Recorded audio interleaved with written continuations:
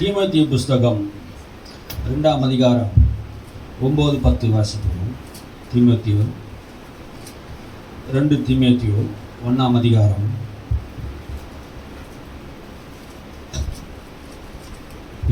ஹல்லேலூயா.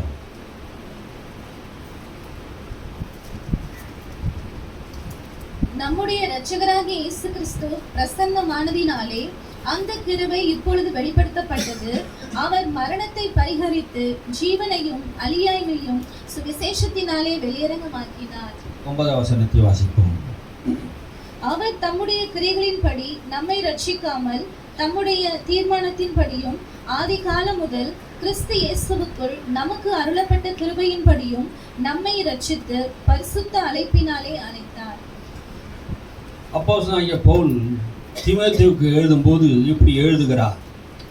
அவர் நம்முடைய கிரியின்படி நம்மை ரட்சிக்காமல், அப்படின்னா என்ன அர்த்தம்? கிரியின்படி நம்மை ரட்சிக்காமல், ஏதோ நம்ம ஆண்டவருக்கு நன்மையான காரியங்களை கிரியை செய்து விட்டோம், நல்லா ஜெபம் பண்ணுறோம், நல்லா பைபிள் படிக்கிறோம், நல்லா ஊழியம் செய்கிறோம், தான தர்மம் பண்ணுறோம், ஏழைகளுக்கு கொடுக்குறோம், நல்லா உற்சாகமாக செய்கிறோம் என்கிற கிரிய நிமித்தம் நம்ம ரட்சியாமல், ஏதோ இந்த கிரியினாலே நம்ம ரட்சித்தார் என்று நம்ம நினைக்கிறோம். மற்றவங்களாம் ரட்சிக்கப்படலையே, இல்லை அவங்கள காட்டிலும் நம்ம நல்லவங்க, அவங்கள காட்டிலும் ரொம்ப நம்ம பெஸ்டானவங்க ஆண்டவருக்கு, அதனால தான் ஆண்டவர் நம்ம ரட்சித்தார் என்று நாம் எண்ணக்கூடாது. போல் சொல்றாரு, அவர் நம்முடைய கிரியின்படி அவர் நம்மை ரட்சிக்காமல், ஏதோ நம்ம கிரியை செய்துட்டோம் நல்ல காரியத்துக்கு, அப்போ நல்ல காரியம் செய்துட்டா ஆண்டவர் நம்ம ரட்சித்தா அது பேர் என்ன? கூலி. நீ செய்த வேலைக்கு கொடுக்கும்போது கூலி. கிருபை அப்படி செய்யாது. ஆமென், அல்லேலூயா. கிருபைக்கும் கூலிக்கும் வித்தியாசம் உண்டு. கூலிக்கு மாரடிக்கிற கூட்டம் அல்ல நம்ம. அல்லேலூயா. ஏதோ ஆண்டவர் ரட்சிப்பதற்காக ஏதோ வேலை செய்தாதான் நம்மளை ஆண்டவர் ரட்சிப்பார் என்று நினைக்க கூடாது. கிரியை செய்யாமல் விசுவாசத்தினாலே நீதிமானாக்குகிறவர். அல்லேலூயா. எந்த கிரியை செய்யல ரட்சிப்பதற்காக ஒரே ஒரு கிரியை, விசுவாசம். அல்லேலூயா. இப்போ நம்ம என்ன செய்ய வந்திருக்கிறார்? நம்ம கிரியும்படி நம்மை அவர் ரட்சிக்கவில்லையா? எதற்காக ரட்சித்த? எப்படி ரட்சித்தாராம்? தம்முடைய தீர்மானத்தின்படியே. தீர்மானம். நம்ம ஏதோ கிரியை செய்ததுனாலே, நன்மை செய்ததுனால தேவன் நம்ம ரட்சிக்கல. தம்முடைய தீர்மானத்தின்படி. தீர்மானம் எப்போ எடுக்கப்பட்டது என்பதை நாம் தெரிந்து கொள்ள வேண்டும். ஒரு தீர்மானம், தேவன் நம்மை ரட்சிப்பதற்கு ஒரு தீர்மானத்தை எடுத்தாரா? அது எப்போ எடுத்தாரா? உலகம் உண்டாவதற்கு முன்பாகவே, ஆதி காலங்களுக்கு முன்பாகவே, உலகம் படைப்பதற்கு முன்பாகவே நம்மை ஒரு தீர்மானத்தை ஆண்டவர் உண்டாக்கினார். அல்லேலூயா. உன்னை உண்டாக்குவதற்கு முன்பாகவே தேவன் ஒரு தீர்மானத்தை எடுத்தார். வேதம் எவ்வளவு தெளிவாக சொல்லுகிறது. அப்போஸ்தலனாகிய பவுல் சொல்லுகிறார், அவருடைய தீர்மானத்தின்படி அவரை யாரை தொடரணும், யாரை உருவாக்கணும், யாரை ரட்சிக்கணும் என்பதை அவருடைய தீர்மானத்தின்படி. பிதா யாரை தெரிந்து கொண்டாரோ, கிறிஸ்து யார் தெரிந்து கொண்டாரோ, யாரை ஆண்டவர் முன்குறித்தாரோ அவர்களை அழைத்தும் இருக்கிறார் என்று வேதம் சொல்கிறது. தீர்மானத்தின்படி, தேவனுடைய தீர்மானம் உலகம் உண்டானதுக்கு முன்பாகவே, படைப்பதற்கு முன்பாகவே அவர் தீர்மானத்தை எடுத்துட்டார். உன்னை என்னையும் அவர் தீர்மானத்தின்படி உண்டாக்கப்பட்டிருக்கிறோம். அல்லேலூயா. ஏதோ நீ அப்பா அம்மாவுக்கு பிறந்ததுனாலே நீ இந்த பூமியில வரல, அவருடைய தீர்மானத்தின்படி நீ இந்த பூமிக்கு வந்திருக்கிற. அல்லேலூயா. உலகத்தில் எத்தனையோ கோடி மக்கள் இருந்தாலும் அவருடைய தீர்மானத்தின்படி தான் நீ உள்ளுக்குள்ள வந்திருக்கிற. ஆமென், அல்லேலூயா. உன்னை காட்டிய பலசாலிகள், உன்னை காட்டிய திறமசாலிகள், அழகுள்ளவர்கள், பலன் உள்ளவர்கள், படித்தவர்கள், திறமை உள்ளவர்கள் உலகத்தில் இருக்கிறாங்க. அல்லேலூயா. அவர்களெல்லாம் ரட்சிக்க விரும்பல ஆண்டவர். யாரை ரட்சிக்க விரும்புகிறார்? அவருடைய தீர்மானத்தின்படி. ஆமென், அல்லேலூயா. நாம் எல்லாரும் அவருடைய தீர்மானத்தின்படி ரட்சிக்கப்பட்டு இருக்கிறோம். ஆமென், அல்லேலூயா. இது நம்முடைய கிரியினால் கிடைத்த பலன் அல்ல, தேவன் நமக்காக வைத்திருக்கிற கிருபை. அது மட்டும் சொல்லாமல பாருங்க, கிரியின்படி நம்ம ரட்சிக்காமல் தம்முடைய தீர்மானத்தின்படி ஆதி காலம் முதல் கிறிஸ்து இயேசுக்குள்ளே நமக்கு அருளப்பட்ட கிருபையின்படியே. ஆதி காலம் முதல். எந்த காலம்? ஆதி காலம் என்ன? இந்த உலகம் உண்டாவதற்கு முதல் ஆதி காலம். இப்ப இந்த உலகம் எப்போ தொடங்கினதோ அந்த காலம் முதல். அல்லேலூயா. ஆதி காலம் முதல் கிறிஸ்து இயேசுக்குள்ளே நமக்கு என்ன வைத்திருக்கிறாரா? கிருபையை வைத்திருக்கிறார். எதை வைத்திருக்கிறாரா? கிருபை. கிருபை தான் நம்ம ரட்சிக்கக்கூடியதா இருக்கிறது. ஆமென். இந்த கிருபையை நீ வேணான்னு சொன்னா உனக்கு ரட்சிப்பு இல்லை. ஆதி காலம் முதல் பிதா ஒரு ரகசியத்தை வெளிப்படுத்த விரும்புகிறார். கிருபை என்கிற பெரிய ரகசியத்தை, தகுதி இல்லாதவனை தகுதிப்படுத்துவது ரகசியம். அந்த ரகசியத்தை வெளிப்படுத்த உலகம் முழுவதும் பாவத்தினாலே பாவிகளாலே மூழ்கப்பட்டு இருக்கிற இந்த சூழ்நிலையில நீதிமான் பூமியில ஒருவனும் இல்லை, பரிசுத்தவான் ஒருவனும் இல்லை. அப்படி இருக்கும்போது இந்த பூமியில ஒரு மனுஷனை தகுதிப்படுத்தணும்னா பூமிக்கு மனுஷனுக்கு கிருபை தேவை. அல்லேலூயா. அந்த ஆதி காலம் முதல் மறைக்கப்பட்டிருந்த அந்த கிருபை வெளிப்பட்டது என்று சொல்லுகிறார். அல்லேலூயா. உனக்கும் எனக்கும் ஆண்டவர் கொடுத்த கிருபையினால தான் நம்ம நிர்மூலமாக இருக்கிறோம். இன்னைக்கு நாம் எத்தனையோ பேர் நிர்மூலமாயிட்டு பாவத்தினாலே பலவீனத்துல எத்தனையோ பிசாசு போராட்டத்தினாலே நாம் நிர்மூலமாயிருப்போம். நாம் நிர்மூலமாகாத இருக்கிறது அவர் சுத்த கிருபையா இருக்கிறது. அல்லேலூயா. கவனமா வசனத்தை கவனிங்க. ஆமே. நாம் நிர்மூலமாகாத இருக்கிறது அவருடைய சுத்த கிருபையா இருக்கிறது. அருளப்பட்ட கிருபையின்படியே கிறிஸ்து இயேசுக்குள்ளே, யாருக்குள்ள அந்த கிருபை இருக்குது? கிறிஸ்துக்குள்ள இருக்கிறாரு. யோவான் சொல்லும் போது மோசே நியாயப்பிரமாணத்தை கொண்டு வந்தார், இயேசு எதை கொண்டு வந்தாராம்? கிருபையும் சத்தியத்தை கொண்டு வந்தார். அல்லேலூயா. பரலோகத்தில் இருந்து அவர் வரும்போது, இந்த பூமிக்கு வரும்போது எதை கொண்டு வந்தாராம்? கிருபையை கொண்டு வந்தார், சத்தியத்தை கொண்டு வந்தார். மோசே மூலமா நியாயப்பிரமாணம் கொடுக்கப்பட்டது. நியாயப்பிரமாணம் நீ பாவி என்று சொல்லிச்சு. அல்லேலூயா. நியாயப்பிரமாணம் நீ பாவம் செய்தவன், தேவனுக்கு உகந்தவன் அல்ல, நீ பாவி, நீ தூரம் நிற்க வேண்டியவன். நியாயப்பிரமாணம் எழுத்து கொல்லும். எழுத்து என்ன பண்ணுச்சு? மோசே நியாயப்பிரமாணம் என்ன பண்ணுச்சு? உன்னை தேவனை விட்டு தூரம் தான் நிற்க வச்சது. இந்த கிருபை எங்க வந்துச்சுன்னா, கிட்ட வா, தூரமா நிக்காத, வா வா, பாவங்களை மன்னிக்க வந்துட்டேன், அக்கிரமங்களை மன்னிக்க வந்துட்டேன், உன்னை தகுதிப்படுத்துகிறது தான் கிருபை. ஆமென். அல்லேலூயா. இது வரைக்கும் தூரம் இருந்தவங்க எல்லாம் இயேசுவாண்ட வந்துடணும். ஆமே. இது வரைக்கும் உலகத்தில் இருந்தவங்க எல்லாம் இயேசுவாண்ட வந்துடணும். ஏன்னா இயேசுவோட வருகை சமயமா இருக்குது. சீக்கிரம் இயேசு வரப்போகிறார். அல்லேலூயா. இந்த கிருபையை அசட்டை பண்ணாதீங்க. தேவன் கொடுக்குற இந்த கிருபை என்ன பண்ணாது? அசட்டை பண்ணாதீங்க. கிருபை எங்க பெற முடியும்? ஆலயத்துல, அவருடைய பிரசன்னத்துல தான் பெற முடியும். கிருபை எங்க உலகத்தில் நிற்கிறது அல்ல. தேவனுடைய ஆலயத்தில் ஒருமனப்பட்டு கூடும்போது, இயேசு வரும்போது அந்த கிருபை தானா வரும். அல்லேலூயா. இயேசு எங்க வருவார்? 2 பேர் 3 பேர் கூடினா அவர் மத்தியில் வருவார். கிருபை எங்க வரும்? இயேசு கூடுகிற இடத்துல தான் கிருபை வரும். இயேசு வரும் இடத்துல தான் கிருபை வரும். அல்லேலூயா. நீங்க கிருபை பெற வரணும்னா, அந்த கிருபை வந்துச்சுன்னா உன்னை முன்னா எல்லாரையும் ஆசீர்வதிச்சுட்டு போயிடும். ஆமென். அல்லேலூயா. கிருபை பெறாதவளா இருக்கக்கூடாது. கிருபை பெற்றவளே நீ பாக்கியவதியா இருப்ப. ஆமென். அல்லேலூயா. நீ யாரா இருந்தாலும் சரி கிருபை பெறணும், கிருபை பெறணும். கிருபை இல்லைன்னா எதுவுமே இல்லை கிறிஸ்துவ வாழ்க்கையில. ஆமென். நம்முடைய தீர்மானத்தின்படி, அவருடைய தீர்மானத்தின்படி நம்ம ரட்சித்தா, ஏதோ நம்ம நல்ல காரியம் செய்து விட்டோம் என்பதற்காக தேவன் நம்மை ரட்சிக்கவில்லை என்று பவுல் தெளிவாக திட்டமாக சொல்லுகிறார். ரொம்ப தெளிவாக இருக்கிறது வசனங்கள். வாசிங்க. நம்ம ரட்சித்து பரிசுத்த அழைப்பினால், கிருபை வந்ததுனாலே நம்ம ரட்சிக்கப்பட்டோம். விசுவாசத்தினால கிருபை கொண்டு ரட்சிக்கப்பட்டோம். விசுவாசம் வந்துடுச்சு. இப்போ எதனால வந்துச்சு விசுவாசம்? சுவிசேஷத்தை அறிவித்ததுனால விசுவாசம் வந்துடுச்சு. அப்போ இந்த கிருபை என்ன பண்ணுச்சு? பரிசுத்த அழைப்பு நம்மளுக்கு கொடுக்கப்பட்டதுனாலே நம்மை ரட்சித்தது. எது நம்மை ரட்சித்தது? இந்த கிருபை என்ன பண்ணுது? நம்ம ரட்சித்து பரிசுத்த அழைப்பினாலே அழைத்தார். பரிசுத்த அழைப்பினாலே. அப்பனா ஏற்கனவே நீ அசுத்த அழைப்பில் இருந்த, ஆனா இப்ப ஆண்டவர் எப்படி அழைத்திருக்கிறார்? பரிசுத்த அழைப்பினாலே உன்னை அழைத்தார். அல்லேலூயா. எத்தனை பேர் நாம் பரிசுத்த அழைப்பினால் அழைக்கப்பட்டோம்? நாம் பரிசுத்தராலே தெரிந்து கொள்ளப்பட்டோம்.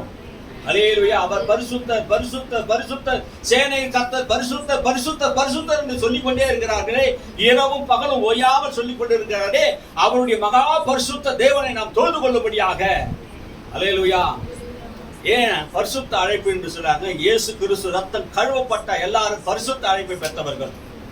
சகல பாவத்தை நம்மை விட்டு கழுவினதுனாலே ஒரு பெரிய அழைப்பு, பரலோக ராஜாவின் சமூகத்திலே போவதற்கு ரட்சிப்பு என்கிற பெரிய அழைப்பினாலே பரிசுத்தமாக ஆக்கப்பட்டு, பாவங்கள் கழுவப்பட்டு, நீதிமான்கள் ஆக்கப்பட்டு, குற்றமற்றவர்களாக மாசற்றவர்களாக தேவனுக்கு முன்பாக நிறுத்த வல்லமை உள்ளவன் இயேசு கிறிஸ்து. அல்லேலூயா. ஒரு பரிசுத்த அழைப்பினாலே அழைக்கப்பட்டோம். நான் பரிசுத்தர் ஆகிறாரே, நீங்களும் பரிசுத்தராயிருங்கள் என்று சொன்னாரே. அப்ப அந்த அழைப்பு, அவர் பரிசுத்தர் என்று வேதம் சொல்லுகிறாரே, பேதுரு சொல்றாரே. அப்போ நாம் வாழும்போது அந்த பரிசுத்த அழைப்பிலே நம்ம நிலைத்திருக்க வேண்டும். அல்லேலூயா. 10ஆம் வசனம் சொல்லுகிறது, நம்முடைய இரட்சகராகிய இயேசு கிறிஸ்து பிரசன்னமானதினாலே அந்த கிருபை இப்போது வெளிப்படுத்தப்பட்டது. நம்முடைய இரட்சகராகிய இயேசு கிறிஸ்து பிரசன்னமானதினாலே அப்படின்னா என்ன அர்த்தம்? பிரசன்னமானதினாலே, நம்முடைய இரட்சகராகிய இயேசு கிறிஸ்து பிரசன்னமானதினாலே, அவர் மாம்சத்தின் வழியே, கடவுள் வழியாக அல்ல, மாம்சத்தின் வழியாக கிறிஸ்து வெளிப்பட்டதினாலே, அவர் இந்த பூமியிலே வெளிப்பட்டதினாலே, பிரசன்னமானதினாலே, குமாரன் வெளிப்பட்டதினாலே, ஆதி காலம் முதல் மறைக்கப்பட்டிருந்த அந்த கிருபை இயேசு வெளிப்பட்டதினாலே, இந்த பூமியில் இயேசு எப்போது அவதரித்தாரோ அப்போதே அந்த கிருபை நமக்கு கொடுக்கப்பட்டிருக்கிறது, வெளிப்படுத்தப்பட்டிருக்கிறது. ஆமென். அல்லேலூயா. எத்தனை பேர் நம்புறீங்க? கிருபை யார்? அந்த கிருபை இயேசுவே அந்த கிருபை. அல்லேலூயா. அந்த கிருபை ஆதி காலம் முதல் நமக்காக வைக்கப்பட்ட கிருபை. அவர் இந்த பூமிக்கு வந்தாதான் அந்த கிருபை வெளிப்படும் என்பது பிதா மறைத்து வைத்திருந்தாராம். பங்கு பங்காக வகை வகையாக தீர்க்கதரிசிகளுக்கு மறைக்கப்பட்டிருந்த ரகசியத்தை கடைசியாக எனக்கு ஆண்டவர் வெளிப்படுத்தினார். அவர் மாம்சத்தில் வெளிப்படுவார். இரட்சகராக சிலுவையிலே நம்மை ரட்சிப்பதற்காக, நம்முடைய பாவங்களிலிருந்து மீட்பதற்காக அவர் சிலுவையிலே சிந்தின ரத்தத்தின் மூலமாக நம்மை மீட்பு உண்டாக்குவார். அவரை விசுவாசிக்கிறவர்களுக்கு அந்த கிருபை கொடுக்கப்படும். அல்லேலூயா. அந்த கிருபை தான் நம்மை ரட்சித்து இருக்கிறது. அல்லேலூயா. கிருபை இல்லைன்னா ஒன்றும் நடக்காது. நம்முடைய கர்த்தராகிய இயேசு கிறிஸ்துவின் பிரசன்னமானதினாலே அந்த கிருபை இப்போது வெளிப்படுத்தப்பட்டிருக்கிறது. எப்படி வெளிப்படுத்தப்பட்டதாம்? எப்படி அந்த கிருபை வெளிப்படுத்தினாம்? அவர் மரணத்தை பரிகரித்து. மரணத்தை பரிகரித்து என்ன அர்த்தம்? மரணத்தை ஒண்ணுமில்லாத பண்ணிட்டார். மரணத்தை என்ன பண்ணிட்டாரா? பரிகரித்து. மறுபடியும் வாசிங்க. அவர் மரணத்தை பரிகரித்து. இயேசு மரணத்தை பரிகரித்து அதை அழித்தார். மரணத்தை என்ன பண்ணாரு? அழித்தார். அப்போ மரணம் என்கிற ஒரு மிகப்பெரிய பிசாசை என்ன பண்ணாரு? சிலுவையில பரிகரித்தார். பாவத்தின் சம்பளம் மரணம். உலகத்தில் இருக்க எல்லா மனுஷனையும் இந்த பாவம் என்கிற மரணம் என்கிற பாவம் மரணம் என்கிற எல்லா மனுஷனை ஆளுகை செய்து கொண்டிருந்தது. இவர் சிலுவையிலே மரித்ததினால் என்ன? அழியாமை. அல்லேலூயா. அழியாமை என்கிற ஒரு புதிய சத்தியத்தை ஆண்டவர் நமக்கு வெளிப்படுத்துகிறார். இதுவரைக்கும் மனுஷன் பாவத்தினால் அழிந்தான். ஆனா இனி நீ அழிய வேண்டிய அவசியம் இல்லை என்பதை தான் இங்க சொல்ல வர்றார். பாருங்க, நம்முடைய கர்த்தராகிய இயேசு கிறிஸ்துவின் நம்முடைய இரட்சகராகிய இயேசு கிறிஸ்து பிரசன்னமானதினாலே அந்த கிருபை இப்பொழுது வெளிப்படுத்தப்பட்டது. அவர் மரணத்தை பரிகரித்து. இயேசு மரணத்தை பரிகரித்து ஜீவனையும் அழியாமையையும் சுவிசேஷத்தினாலே வெளியரங்கமாக்கினார். ஜீவனையும் அழியாமையும் சுவிசேஷத்தினாலே நித்தியமாக்கினார். அல்லேலூயா. மனுஷன் பாவம் செய்தா அழிவுதான் என்கிறதா பிரமாணம் இருந்தது. பாவத்தின் சம்பளம் மரணம் என்கிற பிரமாணம் தான் இருந்தது. நியாய பிரமாணம் பாவ பிரமாணமா இருந்தது. இந்த பாவ பிரமாணம் நம்மை கொல்லக்கூடியதா இருந்தது. இந்த ஜீவ பிரமாணம் எப்ப வந்ததுன்னா, இயேசு நமக்காக சிலுவையில ஜீவனை கொடுத்த போது இந்த ஜீவ பிரமாணம் வேலை செய்தது. இதுவரைக்கும் பாவ பிரமாணமும் நியாய பிரமாணமும் ஒரு மனிதனை ஆட்கொண்டது. அந்த பாவ பிரமாணமும் நியாய பிரமாணமும் நன்மை செய்யக்கூடாதபடிக்கு அந்த பாவத்திலே நிலைத்திருக்க செய்தது. என்னை தப்புவிக்க ஒருவரும் முடியல. அந்த பாவ பிரமாணம் அந்த நியாய பிரமாணமும் என்னை கொல்லுகிறது என்று பவுல் சொல்லுகிறார். நன்மை செய்ய எனக்கு விருப்பம் இருந்து இந்த பாவ பிரமாணம் இந்த நியாய பிரமாணமும் என்னை கொண்டு கொண்டே இருக்கிறது. கிறிஸ்துவின் ஜீவனுடைய ஆவியின் பிரமாணம் வேற பிரமாணம் வந்துச்சு. நியாய பிரமாணம் பாவ பிரமாணம் இருந்தது. பாருங்க, கிறிஸ்துவின் ஜீவனுடைய ஆவியின் பிரமாணம் அப்படின்னா என்ன அர்த்தம்? கிறிஸ்துவின் ஜீவனுடைய ஆவியின் பிரமாணம், கிறிஸ்து நமக்காக கல்வாரி சிலுவையிலே பாவம் அறியாத அவரை பாவமாக்கினாரே, அதுதான் கிறிஸ்துவின் ஜீவனுடைய ஆவியின் பிரமாணம். பாவம் அறியாதவரை, உனக்காக பாவம் அறியாத அவரை பாவமாக்கினாரே, அதுதான் ஆவியின் பிரமாணம். உன்னுடைய பாவத்தை எல்லாம் அவர் மேல் வைத்து அவருடைய நீதியை எல்லாம் உன் மேல் வைத்தாரே, அங்கதான் ஒரு பெரிய மாற்றம் நடந்தது. அதுதான் கிருபை. அல்லேலூயா. நீ விசுவாசித்தாலும் விசுவாசிக்காவிட்டாலும் கிறிஸ்து உனக்காக மரித்தது உண்மை. அதுதான் சத்தியமா இருக்கிறது. பாவியிலே ரட்சிக்கும்படியாக இயேசு இந்த உலகத்திலே வந்தார். இந்த கிருபையை பூர்ணப்படுத்தும்படியா வந்தார். பாவத்தில் இருக்கிற எல்லா மனுஷனுக்கும் ரட்சிப்பு அருள ரட்சகராக இயேசு இந்த உலகத்தில் வந்ததினாலே பூரண கிருபை வெளிப்பட்டது. அது சிலுவையிலே வெளிப்பட்டது. அதை அறிவிக்கதான் அப்போஸ்தலனாகிய பவுல் எனக்கு இந்த ஊழியம் கொடுக்கப்பட்டது என்று சொல்லுகிறார். அல்லேலூயா. இயேசுவே அந்த கிருபை. இயேசுவை விசுவாசிக்காதவனுக்கு இந்த கிருபை கிடையாது. அல்லேலூயா. உன் பணமும் பொருளும் ஆசியும் ஐஸ்வர்யம் இந்த உலகத்தில் அழிந்து போய்விடும். முட்டாள்களே, தேவன் சொல்லுகிறார், எல்லாம் அழிந்து போய்விடும். தேவன் நிரந்தரமானவர். அல்லேலூயா. இந்த உலகத்தை ஆண்டவர் எச்சரிக்கிறார்.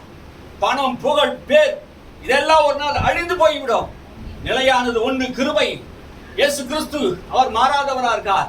அவர் இந்த உலகத்திலே உன்னை ரட்சிப்பதற்காக வந்தார், உன்னை மீட்பதற்காக வந்தார், உனக்காக ரத்தத்தை சிந்தினார், உன்னுடைய பாவங்களை அவர் மேல் சுமந்து கொண்டு பாவ பாரத்தை ஏற்றுக்கொண்டார். அல்லேலூயா. அதுதாங்க கிருபை. அல்லேலூயா. உன்னை ரட்சிப்பதற்காக இந்த உலகத்தில் வந்தாரே, அன்பையும் இரக்கத்தையும் தயவையும் கூட்டி கொடுத்தாரே, இதை செய்வதற்காக இயேசு இந்த உலகத்தில் வந்தார். அதெல்லாம் இங்கே பவுல் சொல்றார், இரட்சகராய் இயேசு கிறிஸ்து பிரசன்னமானதினால அந்த கிருபை இப்போது வெளிப்படுத்தப்பட்டிருக்கிறது. எப்படி வெளிப்படுத்தப்பட்டது? மரணத்தை பரிகரித்து, மரணத்தை அழித்து. மரணம் ஏன் வந்தது? பாவம் வந்ததினாலே மரணம் வந்தது. அந்த பாவத்தை அழிக்கும்படியாக இயேசு பாவத்தை சம்பளம் மரணம் என்பதனாலே அந்த பாவத்துக்காக நான் மரணம் அடைகிறேன். அல்லேலூயா. உலகத்தில் இருக்க எல்லா மனுஷனுடைய பாவத்துக்காக நான் மரணம் அடைகிறேன். பிதாவே, அவரை தப்புவீங்க. அந்த நியாயப்பிரமாணம் செய்யக்கூடாததை கிறிஸ்து செய்தார் என்றால் என்ன அர்த்தம்? நியாயப்பிரமாண சட்டத்தை அவர் நிறைவேற்றி முடித்தார். நியாயப்பிரமாணம் என்ன சொல்லிச்சு? பாவத்தை சம்பளம் மரணம். அந்த மரணத்தை இயேசு ஏற்றுக்கொண்டதினாலே நியாயப்பிரமாணம் கேன்சல் ஆயிடுச்சு. அல்லேலூயா. அப்ப கிருபை பண்ணுச்சு, சிலுவையில் கொடுக்கப்பட்டது. எத்தனை பேருக்கு புரியுது? அல்லேலூயா. இது கொஞ்சம் நிதானமா கேட்க வேண்டிய சூழ்நிலை. ஆமென். பாவம் மரணத்தை கொண்டு வந்தது. இயேசு கிறிஸ்துவுடைய ஜீவன், இயேசு கிறிஸ்துவுடைய பாவம் நம்முடைய நித்திய ஜீவனுக்குள்ளாக கொண்டு போய். அல்லேலூயா. எத்தனை பேருக்கு புரியுது? இயேசு கிறிஸ்துவுடைய ஜீவன் எங்கே கொண்டு போகுது? நித்திய ஜீவனுக்கு கொண்டு போகுது. மறுபடியும் வாசிப்போம். நம்முடைய இரட்சகராகிய இயேசு கிறிஸ்து பிரசன்னமானதினாலே அந்த கிருபை இப்பொழுது வெளிப்படுத்தப்பட்டது. அந்த கிருபை, எந்த கிருபை? ஆதி முதல் வைத்திருந்தாரே அந்த கிருபை இப்போது வெளிப்படுத்தப்பட்டிருக்கிறது. எப்போ? எப்பங்க வெளிப்படுத்தப்பட்டது? சிலுவையிலே மரிக்கும் போது, அவர் மரணத்தை பரிகரிக்கும் போது. மரணத்தை என்ன பண்ணாராம்? நிரந்தரமாக பரிகரித்தார். மரணமே உன் கூர் எங்கே? பாதாளமே உன் ஜெயம் எங்கே? உன் அதிகாரம் எங்கே? உன் வல்லமை எங்கே? மரணமே, பாவத்தின் சம்பளம் மரணம் என்று சொல்கிற அந்த நியாயப்பிரமாணத்தை, வல்லமையை அழித்து இதுவரைக்கும் மரணத்திலிருந்து யாரும் உயிர்த்தெழல. இயேசு அந்த மரணத்தை ஜெயித்து அழியாமையை கிறிஸ்துவின் சுவிசேஷத்தினாலே வெளிப்படுத்தினார். என்னை விசுவாசித்தால் மரித்தாலும் பிழைப்பான் என்கிற சத்தியத்தை இங்கே சொல்லுவதற்காக தேவன் நம்மை அழைத்திருக்கிறார். அல்லேலூயா. மரணம் ஒரு நிரந்தரம் அல்ல. அந்த மரணத்துக்கு நாம் தப்புவிக்கப்படுகிறோம். அல்லேலூயா. சரீர மரணத்தை பற்றி நான் சொல்லல, ஆவி மரணத்தை பற்றி பேசுகிறேன். அல்லேலூயா. அப்போ கிறிஸ்து மரித்தது எதற்காக? இந்த மரண சரீர மரணத்தில் ஆவிக்குரிய அந்த மரணத்திலிருந்து நம்ம விடுதலை ஆக்குகிறார். வாசிங்க மறுபடியும். நம்முடைய இரட்சகராகிய இயேசு கிறிஸ்து பிரசன்னமானதினாலே அந்த கிருபை இப்பொழுது வெளிப்படுத்தப்பட்டது. அவர் மரணத்தை பரிகரித்து ஜீவனையும் அழியாமையையும் சுவிசேஷத்தினாலே வெளியரங்கமாக்கினார். அல்லேலூயா. இப்ப என்ன சொல்ல வராரு? அவர் பரிகரித்தார் அப்படின்னா என்ன அர்த்தம்? ஒன்றுமில்லாமல் ஆக்கினார். எதை ஒன்றுமில்லாமல் ஆக்கினார்? மரணத்தை, பாவத்தை என்ன பண்றாரு? ஒன்றுமில்லாமல் ஆக்கினார். பரிகரித்தார். பரிகரித்தார்னா என்ன அர்த்தம்? ஒன்றுமில்லாமல் ஆக்கினார். அப்போ ஒரு காரியத்தை ஒன்றுமில்லாமல் போனா, இதுக்கு முன்னாடி அந்த பாவமும் மரணமும் என்ன பண்ணுச்சு? உலகம் முழுவதும் ஆண்டு கொண்டிருந்தது. அதை ஒன்றுமில்லா ஆக்கினது எதுனா இயேசு கிறிஸ்துவோட சிலுவை மரணம்.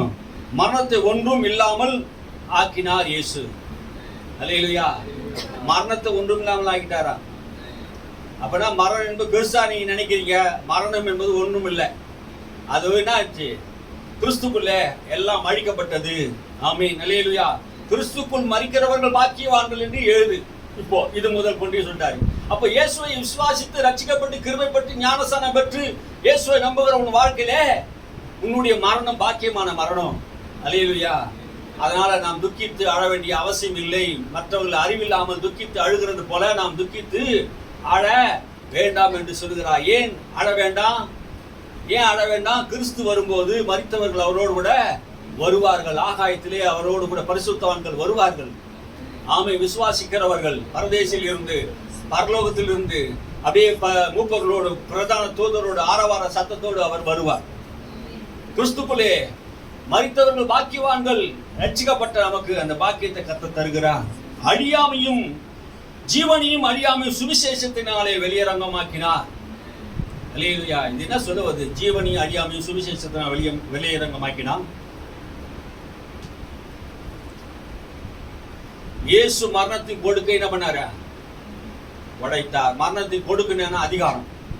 இயேசு என்ன பண்ணாரு? மரணத்தின் கொடுக்கை உடைத்தார். மரணமே உன் கூர் எங்கே, பாதாளமே உன் ஜெயம் எங்கே? நான் வந்துட்டேன், மரணத்தை ஜெயிச்சுட்டேன், பாதாளத்தையும் ஜெயித்துட்டேன் அப்படின்னா அர்த்தம். இது வரைக்கும் மரணத்தையும் பாதாளத்தையும் யாரும் ஜெயிக்கல, அந்த கொடுக்க உடைச்சிட்டாரு. இதை எபிரேயர் 2:14 வாசிங்க. 2:14 எபிரேயர் 2:14 வாசிங்க. அப்ப புரியும் பாருங்க.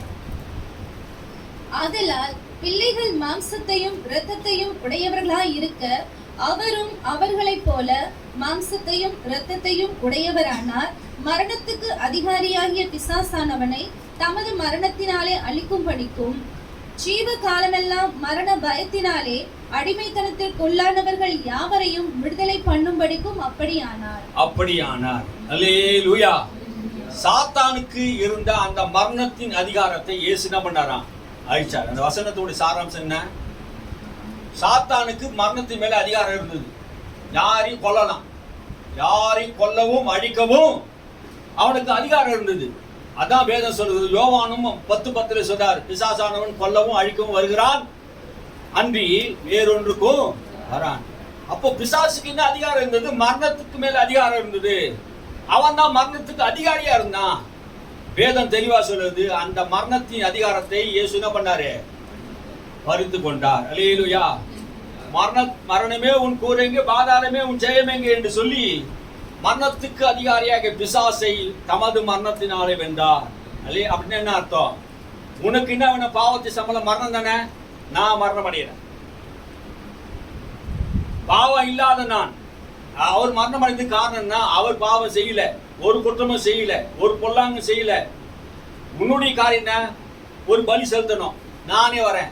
பிள்ளைகள் மாம்சத்தையும் ரத்தத்தையும் உடையவனா இருக்கிறது போல மனுஷனுக்காக, மனுஷனுடைய பாவங்களுக்காக நானே வரேன். என் ரத்தத்தை நான் கொடுக்கிறேன், என் ஜீவனை நான் கொடுக்கிறேன். அவர்கள் வாசிங்க அதை வாசிங்க, அப்பதான் புரியும் பாருங்க. ஆதலால் பிள்ளைகள் மாம்சத்தையும் ரத்தத்தையும் உடையவளா இருக்கிறது போல பிள்ளைகள். யார் பிள்ளைகள்? நம்ம எல்லாரும் ஆண்டவருடைய பிள்ளைகள். அவரும் அவர்களைப் போல பிள்ளைகளை போல. இயேசு கிறிஸ்து ஏன் மாம்சத்தை வெளிப்பட்டாருன்னா, பிள்ளைகளை போல அவரும் சரீர உடையவராக மாம்சத்தை வெளிப்பட்டார். மரணத்துக்கு அதிகாரியாகிய பிசாசானவனை தமது மரணத்தினாலே அழித்தார். எப்படி அழித்தாரா? இயேசுவின் மரணத்தினாலே மரணத்தை அழித்தார். ஆமென். மரணத்தை எப்படி அழித்தார்? மரணத்தினாலே மரணத்தை அழித்தார். இயேசு கிறிஸ்துவுடைய மரணம் மரணத்தின் அதிகாரியா இருந்த அவனை அழித்தார். பிசாசு கொல்லுகிறவனாக, அழிக்கிறவனாக இந்த உலகத்தில் இருந்தான். அவன் என்ன பண்ணாரு? அதிகாரத்தை உருந்து கொண்டான். ஜீவகாலம் எல்லாம் மரண பயத்தினாலே. ஜீவகாலம் எல்லாம் என்ன பயம் இருந்தது மனுஷனுக்கு? மரண பயம். ஆமே. இந்த பூமியில வாழ்கிற எல்லாருக்கும் இந்த மரண பயம் ஒண்ணு இருக்குது பாருங்க. கிறிஸ்துக்குள்ள வாழ்கிறவனுக்கு இந்த மரண பயம் இல்ல. ஆமே. அதனாலதான் பவுல் சொல்றா, கிறிஸ்து ஜீவன், சாவு எனக்கு ஆதாயம், லாபம். ஆமே. அல்லேலூயா. நமக்கு இன்னைக்கு நீங்க மரணத்தை பொறுத்து பயந்து இருந்தீங்கன்னா ஆண்டவர் சொல்றாரு, பயப்படாது. அல்லேலூயா. அந்த மரணத்தின் அதிகாரியாக பிசாசை நான் ஜெயிச்சிட்டேன், அவனுக்கு அதிகாரத்தை உருந்து கொண்டேன். இப்போ பிள்ளைகள் மாம்சத்தை ரத்தத்தை உடையவரா இருக்கிறது போல அவரும் அவர்களை போல மாம்சத்தை ரத்தத்தை உடையவரா வந்து மரணத்திற்கு அதிகாரியாகிய பிசாசானவன் தன் மரணத்தினாலே அழிக்கும்படிக்கும் ஜீவ காலமெல்லாம் மரண பயத்தினாலே அடிமைத்தனத்திற்குள்ளானவர்கள் யாவரையும் விடுதலை பண்ணும்படிக்கும் அப்படியானார். அடிமைத்தனம் ஜீவகாலம் எல்லாம் எங்க இயேசு வந்து சிலுவையில் மறிக்கிற வரைக்கும் எல்லாம் இந்த பாவத்துக்கு அடிமையாயிட்டோம். மரணம் வந்து அவனை பயப்பட்டுனே இருந்தது. இந்த மரணத்தை கொடுத்து எல்லாரும் பயந்தாங்க, எல்லாருக்கும் பயம் இருந்தது. ஆனா இப்ப இயேசு கிறிஸ்து அந்த மரணத்தின் அடிமைத்தனத்திலிருந்து வேற வழியே கிடையாது, எல்லாரும் அந்த மரணத்தை சம்பவித்தே ஆகணும். அந்த மரண பயத்திலிருந்து நம்மை கர்த்தர் என்ன பண்ண விடுதலை ஆக்கி விட்டா. அல்லேலூயா. அழியாமை சுவிசேஷத்தினால் வெளியரங்கமாக்கினார். எப்படி அந்த சுவிசேஷத்தை வெளியரங்கமாக்கினார்? அழியாமையும் ஜீவனையும். அழியாமை ஜீவன் என்ன அர்த்தம்? இயேசு கிறிஸ்துவை விசுவாசித்தா நீ அழிய மாட்ட, அவர் மூலமா உனக்கு ஜீவன் வரும் என்கிற சத்தியத்தை எப்படி சொல்றாரா? சுவிசேஷத்தினாலே வெளியரங்கமாக்கினார். அப்படின்னா என்ன அர்த்தம்? சுவிசேஷத்தினாலே வெளியரங்கமாக்கினார்னா இப்போ அந்த அழியாமை ஜீவன் எங்க இருக்குது? சுவிசேஷத்துல இருக்கு. நீங்க சொல்றீங்களே சுவிசேஷம், என்ன சுவிசேஷம்? இயேசு ஏன் மரித்தாரு, இயேசு எதற்காக ஜீவனை கொடுத்தாரு, இயேசு கல்வாரி சிலுவையில ஏன் தொங்கினார் என்பதெல்லாம் உங்களை கேட்டா நீங்க என்ன சொல்வீங்க? உலகத்தின் பாவத்தை போக்கும்படியாக உலக ரட்சகர் இந்த உலகத்திலே பிறந்தார். உலகத்தின் பாவத்தை போக்க சுமந்த இயேசு கிறிஸ்து இந்த உலகத்திலே வந்தார். அல்லேலூயா. எதற்காக இயேசு வந்தார்? பாவிகளை ரட்சிக்க வந்தார். அந்த சுவிசேஷம் எல்லா ஜனங்களுக்கு அறிவிக்கும்படியாக தேவன் என்ன பண்ணாரா? தெரிந்து கொண்டார் என்று சொல்கிறார். சுவிசேஷத்தினாலே அழியாமை ஜீவனையை நாம் வெளிப்படுத்தி கொண்டு இருக்கிறோம். இந்த சுவிசேஷம் இப்ப நாம் என்ன சொல்லி கொண்டு இருக்கிறோம்? அழியாமை ஜீவன் என்கிற சுவிசேஷத்தை என்ன பண்றோம்? சொல்லிக்கிட்டு இருக்கிறோம். நீங்க தூங்கி இருந்தா அழியாமை ஜீவனை பெறுவீங்களா? காது உள்ளவன் கேட்க கடவான். ஆமீன். அல்லேலூயா. அழியாமை ஜீவனை நாம் பெறணும்னா என்ன பண்ணணும்? இந்த சுவிசேஷம் உனக்குள்ள வரணும். நான் சொல்லுகிற இந்த சுவிசேஷத்தை தவிர வேறு ஒரு சுவிசேஷம் இல்லை என்று பவுல் சொல்லுகிறார். சிலுவையில் அறையப்பட்டவர் அன்றி வேறொன்றையும் உங்களுக்கு சொல்ல நான் விரும்பவில்லை என்று சொல்லுகிறார். உங்களுக்கு பல கதைகளை சொல்லலாம், பல ஞானங்களை பேசலாம், அது உங்களுக்கு ஜீவன் உண்டாக்குமானா சொல்லலாம். அது ஜீவன் இல்லையே. சிலுவையிலே மரித்த இயேசு கிறிஸ்து தான் அவனுக்கு ஜீவனை கொடுத்தார் என்கிற சத்தியத்தை இந்த சுவிசேஷத்தை நான் வைத்திருக்கேன். அந்த சுவிசேஷத்தை கேட்டதுனால தான் சபைக்கு வந்திருக்கிறோம். எனக்காக ஒரு மரித்திருக்கிறேன், பாவங்களுக்காக மரித்திருக்கிறார். அவரை பாவமாக்கி என்னை நீதியாக்கினார் என்று வேதம் சொல்கிறதே. பாவம் அறியாதவர் அவரை பாவமாக்கி நீதி அறியாத என்னை நீதிமானாக்கினார் என்றா விசுவாசத்தினால் உண்டாகிற தேவ நீதி விசுவாசிக்கிற எவனுக்கு பலிக்கும் வித்தியாசமே இல்லை. இயேசு கிறிஸ்துவை ஆண்டவர் என்று ரட்சகர் என்று விசுவாசிக்கிறவனுக்கு நீ பாவியா இருந்தாலும் உன் விசுவாசம் உன்னை ரட்சிக்கும். அல்லேலூயா. தேவ நீதி நமக்கு வெளிப்படுத்தப்பட்டு இருக்குது. அது எங்கே? இயேசு கிறிஸ்துவை பற்றிய சுவிசேஷத்தினாலே அழியாமை ஜீவன் இதன் மூலமா உண்டா இருக்கிறது. நீ தப்பிக்கலாம். உனக்கு ஆக்கின தீர்ப்பு இல்ல. இயேசுவை நம்பு, இயேசுவை விசுவாசி. நீ ஜாதியோ மதத்தையோ மாறுவதனாலே ஒரு பிரயோஜனம் இல்ல. இயேசுவை விசுவாசி. நீ எந்த மதத்தில் இருந்தாலும் எந்த ஜாதியில் இருந்தாலும் அதை பத்தி எனக்கு கவலை இல்ல. இயேசுவை நம்பு. அவர் உலக ரட்சகர், உனக்காக பிறந்திருக்கிறார். அல்லேலூயா. உன்னை ரட்சிப்பதற்காக தன் ஜீவனை கொடுத்தார். அவரை விசுவாசி, அவரை நம்பு. ஆமே. அவர் மூலமாக நமக்கு ஜீவன், அவர் மூலமாக தான் நமக்கு நித்திய வாழ்வு, அவர் மூலமாக தான் அந்த கிருபை. அல்லேலூயா. அவரை சார்ந்து வாழ்கிற வாழ்க்கை தான் நமக்கு உண்மையான வாழ்க்கை. அல்லேலூயா. ஸ்தோத்திரம். வாசிங்க. அதற்காக நான் பிரசங்கியாகவும் அப்போஸ்தலனாகவும் புறஜாதிகளுக்கு போதனாகவும் நியமிக்கப்பட்டிருக்கிறேன். எதற்காக? எதற்காக? இந்த சுவிசேஷத்தையும் அழியாமையும் ஜீவனையும் நான் அறிவிப்பதற்காக போதகனாகவும் அப்போஸ்தலனாக அழைக்கப்பட்டிருக்கிறேன். எதற்காக அழைக்கப்பட்டாரா? இயேசுவை பற்றி பேசுவதற்காக. சிலுவையில் ஏன் அவர் மரித்தார்? எதற்காக அந்த கிருபை கொடுக்கப்பட்டது?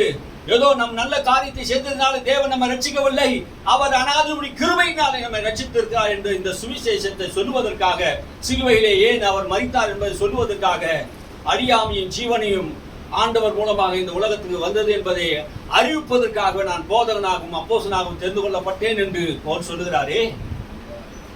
அல்லேலூயா. புறஜாதிகளுக்கு போதனாக நியமிக்கப்பட்டேன் என்று சொல்கிறார். புறஜாதிகளுக்கு நாம எல்லாம் யாரு? இயேசு அறியாத புறஜாதி மக்கள், கடவுளை தெரியாத மக்கள், அந்நியர்களாக இருந்தவர்கள், தேவனற்றவர்களாக இருந்தவர்கள், இப்போது தேவனுடையவர்களாகவும் மாறி இருக்கிறது. இந்த சுவிசேஷம் எவ்வளவு வல்லமை உள்ளதா இருக்கிறது பாருங்க. புறஜாதிகளாக இருந்த அந்நியர்களாக இருந்த நம்மை இப்போது தேவனுடைய பிள்ளைகளாகவும் அவருடைய பரிசுத்தவான்களாக மாற்றினது இந்த சுவிசேஷம். அல்லேலூயா. இன்னைக்கு நான் தேவனுடைய பிள்ளைகளாக இருக்கிறோம் என்றால் இந்த சுவிசேஷம் தான் கடவுளுடைய பிள்ளையாக அபிஷேகம் பண்ணப்பட்டவனா இன்னைக்கு ஒரு ஊழியக்காரனாக நாம் நிற்கிறோம். இந்த இடத்துல பிரசங்கிக்கிறேன்னா இந்த கிருபை தான். அல்லேலூயா. நான் அல்ல. எனக்கு கொடுக்கப்பட்ட கிருபையை நான் விருதாவாக்குறது இல்லை. நான் சும்மா அந்த கிருபையை வச்சிருக்க முடியாது. அந்த கிருபையை நான் முழுமையா பயன்படுத்துவேன். அல்லேலூயா. வீணாக்க கூடாது சொல்றாரு பாருங்க. இது நிமித்தம், எது நிமித்தம்? இந்த கிறிஸ்துவின் சுவிசேஷத்தை அழியாமையும் ஜீவனையும் நான் அறிவித்ததினாலே இது நிமித்தம் இந்த பாடுகளை நான் படுகிறேன் என்று சொல்கிறார். எது நிமித்தம்? ஏன் அவர் பாடுபட்டார் என்றா கிறிஸ்துவின் சுவிசேஷத்தை அறியாமையை நான் அறிவித்ததினாலே, சிலுவையை நான் அறிவித்ததினாலே, ரட்சிப்பை நான் வெளிப்படுத்தினாலே, அனாதி தீர்மானத்தை நான் அறிவித்ததினாலே, தேவன் உண்டாக்கின அந்த ரகசியத்தை, சிலுவையின் ரகசியத்தை வெளிப்படுத்தினாலே இந்த பாடுகளை நான் படுகிறேன். ஏன் இத்தனை அடிகள், இத்தனை உலகம் எனக்கு? ஏன் இந்த இயேசுவை நான் அறிவித்ததினால் இத்தனை பாடுகள் படுகிறேன், உபத்திரப்படுகிறேன். என்னை சிறையில் வைத்தார்கள், என்னை கட்டினார்கள், என்னை காவல் வைத்தார்கள், நிர்வாணியாக்கினார்கள், பசியோடு பட்டினியோடு என்னை வைத்தார்கள். இரவு பகல் கண்ணீரோடு இருந்தேன். எபேசிலே துஷ்ட மிருகத்தினாலே நான் துன்பப்பட்டேன். அந்நியர்களால் உண்ட துன்பங்கள், சொந்த சகோதரால் துன்பங்கள், கல்லடிப்பட்டேன், வாரினால் அடிக்கப்பட்டேன், கல்லடிக்கப்பட்டு ஒரு நேரம் செத்தே போயிட்டேன். இப்படி எல்லாம் துன்பப்படுவதற்கு ஒரே ஒரு காரணம், இந்த இயேசுவை நான் சுவிசேஷமா அறிவித்ததினாலே யூதர்கள் பொறாமை பிடித்தவர்களாக இந்த சுவிசேஷத்தை அறிவிக்க கூடாது, இந்த இயேசுவை நீ அறிவிக்க கூடாது என்று சொன்னதினாலே இவ்வளவு பாடுகளை நான் பட்டேன் என்று பவுல் சொல்லுகிறார். அல்லேலூயா. கிறிஸ்துவுக்காக நாம் பாடுபடுகிற வாழ்க்கையை அழைக்கப்பட்டோம். அல்லேலூயா. ஒரு மேன்மை உள்ள வாழ்க்கைக்கு மாத்திரமல்ல, இக்காலத்தின் பாடுகள் இனி வரப்போற மகிமைக்கு ஒப்பிடத்தக்கதல்ல. இந்த காலத்தில் நீ பாடுபட்டேன்னா கிறிஸ்துவோடு கூட பாடுபடுவோம், அவரோடு கூட ஆளுகை செய்யவும் ஆண்டவர் அழைக்கப்பட்டிருக்கிறோம். அல்லேலூயா. நீங்க இயேசுக்காக இக்காலத்திலே பாடுபட்டா மறுமையிலே அவரோடு கூட ஆளுகை செய்வீர்கள். பாடுகள் நம்ம என்ன பண்ணுது? சீர்படுத்தக்கூடியதாய். எதற்காக பாடுபடுகிறோம்? எதற்காக கஷ்டப்படுகிறோம்?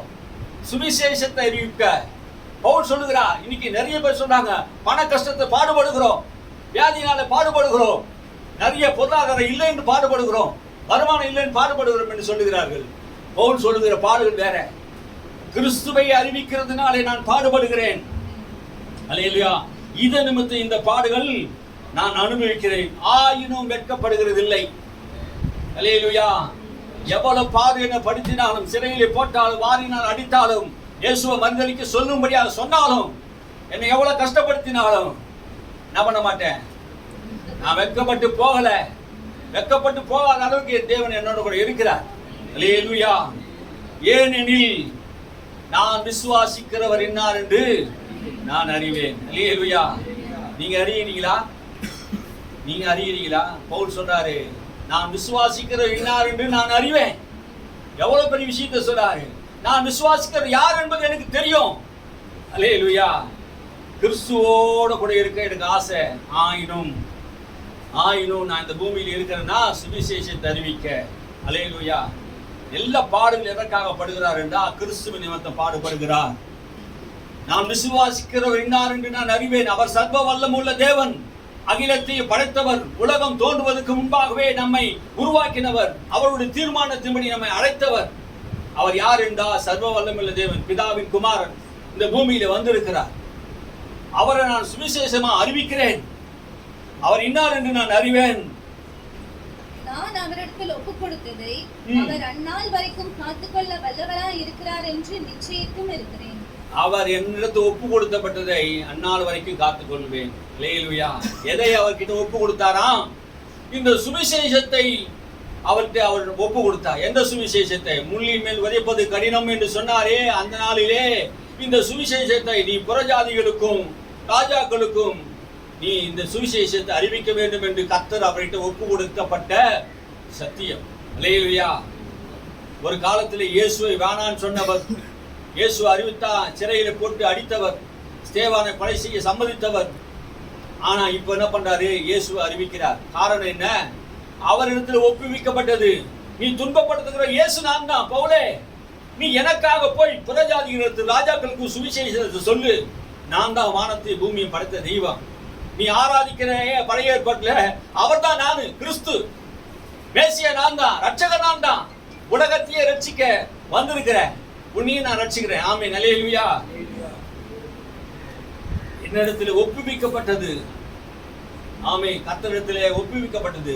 நான் வாசிங்க. நான் அவரிடத்தில் ஒப்பு கொடுத்ததை அவர் அந்நாள் வரைக்கும் காத்துக்கொள்ள வல்லவராய் இருக்கிறார் என்று நிச்சயித்தும் இருக்கிறேன். ஆமென். நிச்சயமா இருக்கு, எனக்கு நம்பிக்கை இருக்குது. கிறிஸ்து இயேசுவை பற்றும் விசுவாசத்தோடும் அன்போடும் என்னிடத்தில் கேட்டிருக்கிற ஆரோக்கியமான வசனங்களின் சட்டத்தை கைக்கொண்டிரு. ஆரோக்கியமான வசனத்தை கேட்டு அதை கை கொண்டிரு. இன்னைக்கு என்ன சொல்றோம்? வேத வசனத்தை, ஆரோக்கியமான வசனத்தை கேட்கறீங்க. அப்போ ஆரோக்கியம் இல்லாத வசனத்தை இன்னைக்கு பூமியில பிரசங்கிக்கிறார்களா? உண்டு. ஆரோக்கியம் இல்லாத வசனத்தை பிரசங்கித்தா நீங்க என்ன சாப்பிடுறீங்களோ அந்த வியாதி வந்துடும். நீங்க என்ன சாப்பிடுறீங்க அந்த சத்து வந்துடும். இப்போ பவுல் என்ன சொல்ல, ஆரோக்கியமான வசனத்தை இப்போது சபையை நீங்க என்ன கேட்டுக்கொண்டு இருக்கீங்க? ஆரோக்கியமான வசனத்தை கேட்டுக்கொண்டு இருக்கிறீர்கள். அல்லேலூயா, அல்லேலூயா. ஆரோக்கியமான வசனம். அப்போ ஆரோக்கியமான வசனம் என்ன பண்ணுது? உங்களுக்கு ஆரோக்கியத்தை கொடுக்கும். ஆமே. இந்த உலகத்தில் நிறைய பிரசங்கிகள் ஆரோக்கியமான வசனத்தை பிரசங்கிக்காமல் தங்களை தாங்களே பிரசங்கித்துக் கொண்டிருக்கிறார்கள். தங்களுடைய ஊழிய பெருமைகளை பிரசங்கித்துக் கொண்டிருக்கிறார்கள். தங்களுடைய ஆடம்பர வாழ்க்கையை பிரசங்கித்துக் கொண்டிருக்கிறார்கள். தங்களுடைய பொருளாதாரத்தை பிரசங்கித்துக் கொண்டிருக்கிறார்கள். தங்கள் மலேசியாவுக்கு போனோம், சிங்கப்பூருக்கு போனோம், பல கண்டங்களுக்கு போனோம் என்று அதையே பிரசங்கித்துக் கொண்டிருக்கிறார்கள். ஒரே காரியத்தை திரும்ப திரும்ப சொல்லுகிறார்கள். மனுஷனை அது ரட்சிப்பது இல்லை. எது ரட்சிக்கிறது? சுவிசேஷம் அழியாமை ஜீவனை வெளிப்படுத்துகிறதா இருக்கு. இதற்காக நான் பாடுபடுகிறேன், இதற்காக அடிபடுகிறேன், இதற்காக நான் ஓடுகிறேன். இதை நான் அறிவிக்கும்படியாக சிலுவையில் அறையப்பட்ட கிறிஸ்துவை அல்லாமல் வேறொன்றையும் அறிவிக்க நான் தீர்மானிக்க மாட்டேன். சிலுவையில் அறையப்பட்ட இயேசுனால் தான் அவனுக்கு ரட்சிப்பு என்பதை எல்லாருக்கும் நான் தெரியப்படுத்துகிறேன். இந்த சுவிசேஷத்தை நான் சொல்வதனாலே நான் அடிபடுகிறேன், பாடுபடுகிறேன், வேதனைப்படுகிறேன். சரீரத்திலே கிறிஸ்துவின் அச்சடையாளங்களில் சரீரம் முழுவதும் இருக்கிறது. நான் எதற்காக சிறையில் வைக்கப்படுகிறேன், எதற்காக இவ்வளவு பாடுகளை படுகிறேன்டா? என்னை இந்த சுவிசேஷத்தை அறிவிக்க கூடாது என்று சொன்னார்கள். இதை நான் சொல்ல வேண்டும் என்று கர்த்தரை நேற்று ஒப்புவிக்கப்பட்ட சுவிசேஷத்தை நான் என்ன பண்ணேன்? நான் காத்துக் கொள்கிறேன் ஆண்டவரே, நீ சொன்னதல்ல நான் செய்வேன் ஆண்டவரே. அந்த ஊழியத்தை அவர் செய்து முடித்தார். அல்லேலூயா. நல்ல போராட்டத்தை போராடினே, விசுவாசத்தை காத்துக்கொண்டே, இது முதல் ஜீவங்களிடம் எனக்கு வைக்கப்பட்டு இருக்கிறது என்று பவுல் சொல்கிறாரே. இயேசுவுக்காக ஓடின நல்ல போராட்டம். அல்லேலூயா. எந்த நல்ல போராட்டம்? சுவிசேஷத்தை அறிவித்ததினாலே, சுவிசேஷத்தை பிரசங்கித்ததினாலே இந்த பூமியில் இருக்க யூதர்கள், சொந்த இன மக்கள் அவரை அடித்தார்கள், கொலை செய்ய மிரட்டினார்கள், சிறைச்சாலையில போட்டார்கள், பட்டினியா இருந்த, பசியா இருந்த, நிர்வாணியா இருந்தேன்னு சொல்கிறாரே. இவ்வளவு காரணம் எதற்காக? இந்த சுவிசேஷத்தை அறிவித்ததினால்தான். நல்ல போராட்டத்தை நான் போராடினேன்னு சொன்னார். நல்ல போராட்டம். அல்லேலூயா. இயேசுக்காக வாழ்கிறது நல்ல போராட்டம். இந்த பூமியிலே நாம் போராடி ஆகணும். சரீரத்தை இந்த பூமியில நிறைய பேர் போராடுகிறாங்க. நல்ல போராட்டத்தை போராடி ஓட்டத்தை முடித்தேன். அல்லேலூயா. நிறைய கள்ள போராட்டமும் இருக்குது பூமியில. நாம் போராடுகிற போராட்டம் நல்ல போராட்டம். போராடி என்ன பண்ணுவோம்? ஜீவகிரீடத்தை பெறுவோம். அல்லேலூயா. எதை தருவார் ஆண்டவரே? ஜீவகிரீடத்தை தருவார். எந்த ஜீவகிரீடம்? இயேசுக்காக நீ வாழ்கிற வாழ்க்கை, சுவிசேஷம் அறிவித்த பத்தியா அந்த சுவிசேஷம். அல்லேலூயா. அந்த நம்பிக்கை உன்னை வெட்கப்படுத்தாது. எதுக்கு நீ சுவிசேஷம் சொல்லணும்னா, உன்னை போல நீ பிறரை நேசி மற்றவர்களை ரட்சிப்புல கொண்டு வா, ஆத்மாக்களை சபையில கொண்டு வா. அப்படிதான் அதான் சுவிசேஷம். ஜாதி மாத்து, மதம் மாத்து. ஜாதி மாறி என்னங்க பிரயோஜனம்? மதம் மாறி என்ன பிரயோஜனம்? இன்னைக்கு உலகத்தில் இருக்க முட்டாளுக்கு நிறைய பேர் சொல்லுவாங்க, ஜாதி மாத்திரம் மதம் மாத்தின. நீ ஜாதி மாற வேண்டாம், மதம் மாற வேண்டாம். யார் ஒன்று ஜாதி மாற சொல்லுது, மதம் மாற சொல்லுது? யாருக்குமே பிரயோஜனம் இல்லை. நீ என்ன ஜாதி, நீ என்ன மதம்? உன் மதம் உன் கூட வருமா? உன் ஜாதி உன் கூட வருமா? உன் மதம் உன்னை ரட்சிக்குமா? உன் மதம் உன்னை பரலோகத்துக்கு கொண்டு போகுமா? எந்த மதமும் எந்த ஜாதி பரலோகத்துக்கு கொண்டு போகாது. பரலோகத்துக்கு கொண்டு போனவர் போக வேண்டும்னா பரலோகத்திலிருந்து வந்த இயேசுவை ஏற்றுக்கொண்டால் மட்டுமே நீ பரலோகத்துக்கு போக முடியும். அல்லேலூயா. இயேசுவை இல்லாமல் ஒருவனை பரலோகத்துக்கு போக முடியாது. நல்ல போராட்டத்தை போராடினே, விசுவாசத்தை காத்துக்கொண்டேன். விசுவாசத்தை எப்படி காத்துக்கொள்ளணும்? இயேசுவை விசுவாசிக்கிற விசுவாசம், இயேசுவை விசுவாசித்தா ஒரு ரட்சிப்பு வருது. அது எது வரைக்கும் காத்துக்கொள்ளணும்? இயேசுவை சொல்லும் போது, பாடுபடும் போதும், உனக்கு உபத்திரம் வரும் போதும் விட்டுட்டு ஓடிடக்கூடாது. இயேசுவை எனக்கு இயேசுவானா, ரட்சிப்புவானா, எதுவும் வானான்னு சொல்லிட்டு சில பேர் என்ன பண்றாங்க? ஓடி போயிட்டானுங்க. சில பேர் குடிக்க ஓடி போயிட்டான், சில பேர் உலகத்து பக்கம் ஓடி போயிட்டான், சில பேர் பணத்தை பின்னாடி ஓடி போயிட்டான். ரட்சிக்கப்பட்டு எத்தனையோ பேர் பின்வாங்கி போனவங்க எத்தனையோ பேர் உலகத்துல. அவன் நிலைமை எல்லாம் பரிதபிக்கப்பட்ட நிலைமை, அவன் முன்னிலைமை கேடு உள்ளதா மாறிடும். வேதம் சொல்லுது, இயேசுவை அறிந்து அவர் வானான்னு சபிக்கப்பட்டவனா இருக்கிறான். வானான்னு சொன்னா அவன் சபிக்கப்பட்டவன். அவரை ஏன் நம்ம வானான்னு சொல்ல முடியும்? அவரை எல்லாமே ஜீவன் இல்லைங்க. யாரும் சரி, யாரா இருந்தாலும் சரி, இந்த உலகத்துல எத்தனை பேர் அதிபதியா இருந்தாலும் கோடீஸ்வரனா இருந்தாலும் அவரை வானான்னு சொன்னா உனக்கு ரட்சிப்பு இல்லை, பாவ மன்னிப்பு இல்லை, மீட்பு இல்லை. இந்த வசனத்தை கேட்கிற யாரா இருந்தாலும் சொல்றேன், பிற்காலத்தை நீங்க கேட்பீங்க, எனக்கு தெரியும். அந்த காலத்துல இந்த வசனத்தை கேட்கிற உங்களுக்கும் நான் சொல்றேன், இயேசு அல்லாம உங்களுக்கு ரட்சிப்பு இல்லை, மீட்பு இல்லை. கிறிஸ்துவை அறிவிப்பது எங்களுடைய கடமை. நீ ஜாதிய மதமும் மாற வேண்டிய அவசியம் இல்லை. இயேசுவை சொந்த ரட்சகரை ஏற்றுக்கொண்டு அவங்களுக்கு நித்திய வாழ்வு, நித்திய மீட்பு உண்டாகும் என்பதை உங்களுக்கு நான் தெரிவிக்கிறேன். அல்லேலூயா. அழியாமையும் ஜீவனையும் சுவிசேஷத்தினாலே வைத்து நமக்கு இன்னைக்கு அறிவிக்கப்பட்டு கொண்டிருக்கிறது. பயபக்தியோடு கூட நாம் இதை கேட்கிறோம். அல்லேலூயா. ஒரு நம்பிக்கை வரணும் இல்லைங்க. எதற்காக நாம் பிறந்தோம், எதற்காக ஆண்டவரை நாம் தேடுகிறோம் என்பது நம்பிக்கை இல்லாத வாழ்கிற வாழ்க்கை. நம்பிக்கை இல்லாம நிறைய பேர் போயிடுறாங்க. உங்களுக்கு ஒரு நம்பிக்கையை உண்டாக்கணும் தான் எனக்கு தெரியும். அல்லேலூயா. நம்பிக்கை வருதா உங்களுக்கு? பாடுபட்டாலும் பரவாயில்ல, முடிவு வருது, நான் நிலைத்து நிற்பேன் இயேசுக்காக. ஆமென். அல்லேலூயா. பாடுபட்டாலும் பரவாயில்லைங்க. சரீரத்தை பாடுபட்டாலும் நல்ல போராட்டத்தை போராடி விசுவாசத்தை காத்துக்கொள்ளணும். ஜீவகளிடம் தருவார். அல்லேலூயா. எனக்கு மாத்திரமல்ல, அவருடைய பிரசன்னமாகுதலை விரும்புகிற யாவருக்கும் அதை தருவார் என்று சொல்கிறார். ஜீவ கிரீடத்தை பெரும்படியாக நாம் ஓட வேண்டும். அல்லேலூயா. உங்களுக்கு இந்த உலகத்திலே ஓடுகிறீங்களே, அந்த ஓட்டத்திலே இன்னைக்கு பூமியிலே மெடல் தராங்க, சட்டி ஓடி தராங்க. ஆனா இயேசுக்காக ஓடுகிறவனுக்கு ஜீவ கிரீடத்தை ஆண்டவர் தருவார். அல்லேலூயா. அந்த ஜீவ கிரீடம் உன் தலைமையில் வைக்கப்படும். அழியாமை என்கிற ஜீவ கிரீடம். இயேசுக்காக நீ ஓடினதுக்காக, இயேசுக்காக பாடுபட்டதினாலே உன் தலையிலே ஜீவ கிரீடம் வைக்கப்படும். அழியாமை அதுதான். ஜீவ கிரீடம் என்றால் எது? அழியாமை. அல்லேலூயா. இயேசு எப்படி அழியாமை சரீரத்தை உடையவராக இருந்தாரோ, அதே சரீரம், மகிமையின் சரீரம், அழிவுள்ளதா இது, அழியாமையும் சாவுக்கேதமான இது, சாகாமையும் தரித்துக் கொள்ளுகிறோம் நாள் வருகிறது.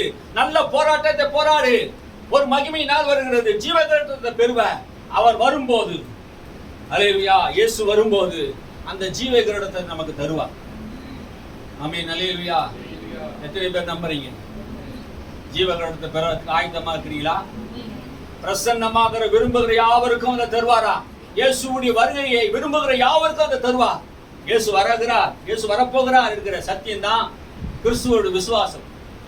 இயேசு வந்தது விசுவாசிக்கிறோம், இயேசு வரப்போறதையும் விசுவாசிக்கிறோம், இயேசு சிலுவையில் மரித்ததை விசுவாசிக்கிறோம், ரத்தம் சிந்தனதை விசுவாசிக்கிறோம், அவர் இப்போது பரலோகத்திலே பிதாவின் வலது பேசத்தில் உட்கார்ந்து இருக்கிறதை விசுவாசிக்கிறோம். அல்லேலூயா. நம்ம விசுவாசம் என்னன்னா காணாததை விசுவாசிக்கிறது. அல்லேலூயா. தேவனை கண்டு விசுவாசிக்கிறது அல்ல விசுவாசம், காணாத விசுவாசிக்கிறது. அல்லேலூயா. நாம் நம்புகிறோம், நம்ம ஆண்டவராக இயேசு சீக்கிரம் வரப்போகிறார் என்கிற நம்பிக்கை. விசுவாசத்தினால் நீதிமான் பிழைப்பான் என்று சொல்லி இருக்கிறதே, காண்கிறது விசுவாசம் அல்ல, காணாத விசுவாசம்.